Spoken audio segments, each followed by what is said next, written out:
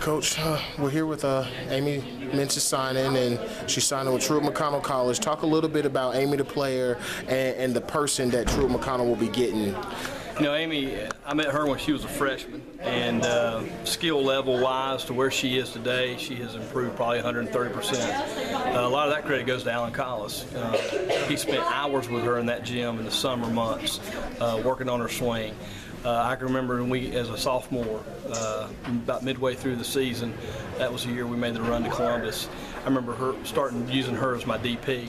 And some of the balls that she started hitting, they didn't leave the park. They were so hard. They were filling gaps, and I could just start to see her get it, what we were doing hitting-wise.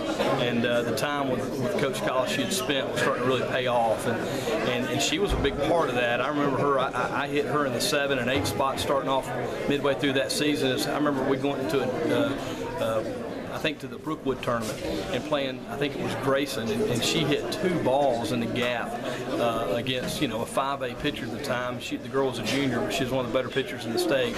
And I thought just from that part right there, we were going to have somebody who could really do some damage for us.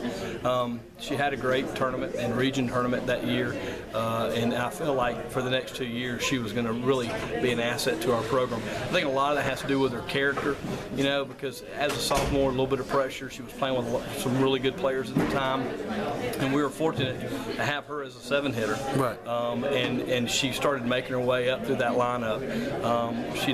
She got to experience Columbus, and then as a junior she came back. She caught for us most of the year, and was our 3-4 hitter with Carly, and she then was getting a lot of chances to do a lot of damage because people were pitching around Carly at the time. So she hit in that 4 and 5 hole for us. Had a great year, was recognized as a AAA first team player behind the plate. And then coming back this year, you know, she hit in our 3 hole most of the whole year. I think it was every single game she hit in that 3 spot for us. And she had a great season. You know, we didn't have the kind of success that she'd experienced the previous 2 years because we were a little bit younger and had lost some players to graduation. But it's that competitive edge that I talked about. She wants to win, she's a competitor, and she's the same way in the classroom. I think she's going to do a great job at Truett McConnell, and she's going to represent us well, and she's got an opportunity to have a great career at the collegiate level.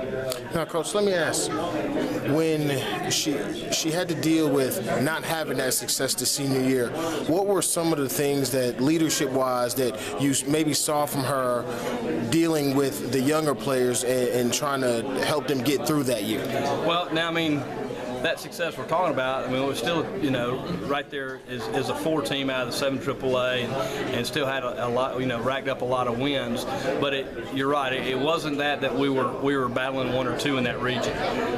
You know, we were battling 1 and 2 usually with Buford the year before, and we were battling 1, 2 with Union the year before that, and now we're battling a gap between. We were 2, 3, 4 between us and Banks and Dawson, and I think that she helped those younger players. You know, she kind of realized that if we had those falters her junior or sophomore year, we didn't hit panic buttons. Right.